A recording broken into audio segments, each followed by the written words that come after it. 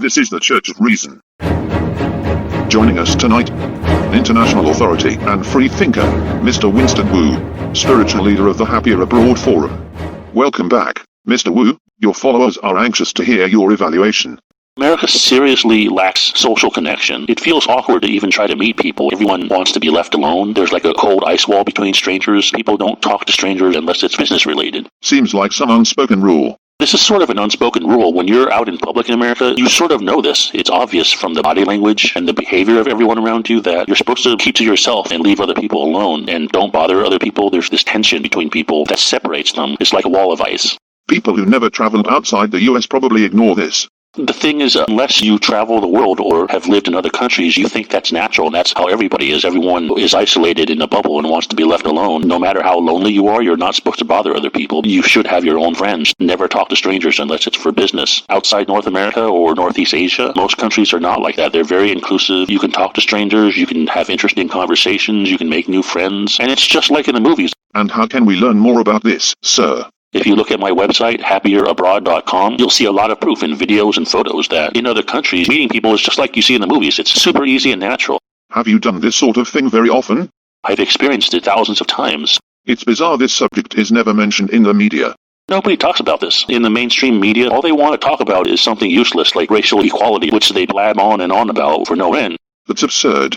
It's useless to talk about that because you can't change your race, and if somebody wants to be racist, lecturing them about racial equality is not going to change their minds, and you're never going to have people all pretend to be colorblind. People are always going to discriminate based on looks or race or colors. That's just the way the world is. It's just human nature. People don't see everyone as the same. They see people as different, and lecturing people all day about racial equality accomplishes nothing. What a shameful waste of time, indeed. The U.S. media is just wasting millions of dollars of airtime every day. It's just really stupid and moronic. They need to focus on things that you can change, something practical that is within your power to change, and something that's achievable. The liberal media certainly talks a lot about racial integrity.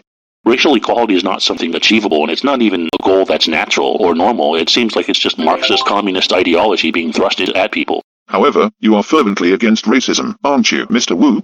I'm not saying that racism is a good thing, but lecturing people about it all day doesn't accomplish anything. It's a waste of time. Why don't you talk about something real and achievable? The problem is that alternative media is not always a reliable source of information. With the alternative media, you have this obsession that the government is getting tyrannical and about to take away all your freedoms and rights, and they're coming for your guns and taking away your sovereignty. America's no longer going to be a free country. But what if some of this is true? That's a frightening thought, sir. I am a truther, and I agree with some of that, but it's way exaggerated. Talking about conspiracies isn't going to change anything. It's not something you can do anything about. All you can do is let the bad guys get their karma eventually. My apologies, Mr. Wu, but I must insist. On vaccines, do you agree with Dr. Fauci and Bill Gates?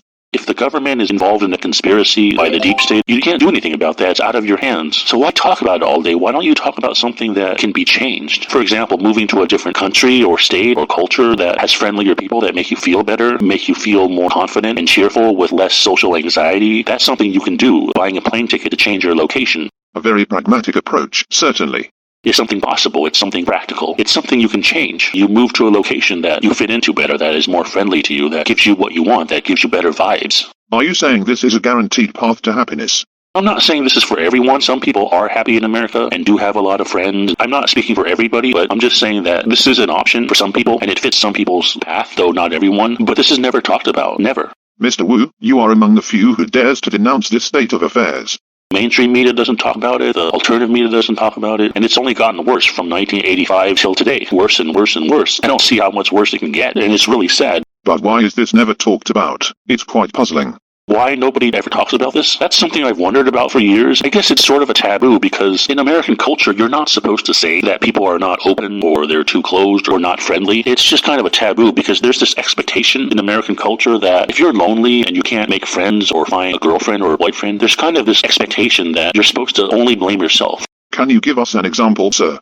For example, you're allowed to say, I'm too shy and introverted to meet people, so that's why I don't have a lot of friends. I'm just shy and introverted. You're allowed to say that because that pins the blame on you. Or you're allowed to say, I work too much. I just don't have time to meet people or find a girl, because that is blaming yourself. You're saying you have to work a lot, and so your job is what takes up your time, and so you can't just go out there and meet people. Your neighbors probably assume you just masturbate all day long. It presupposes that if you had the time or you weren't shy, that if you just went outside and became very outgoing, that, oh, you would have a lot of friends, just like you see in the movies. So easy, it would come so naturally, blah, blah, blah. That doesn't make any sense. It's absurd. And of course, we know that's not true. Some people do have a lot of good luck making friends easily. Some people do get lucky with that, and nobody knows why, but some people don't either. It's not because those people that are lucky are more attractive. Sometimes they're just average looking. It's not because they have better social skills or communication skills. No, they're just average people having different experiences. This is extraordinarily perplexing.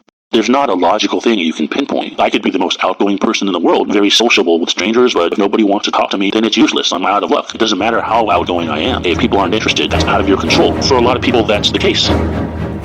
Don't miss the final part of the American Meltdown when we return after a short break. Don't nobody go nowhere. You are listening to The Church of Reason.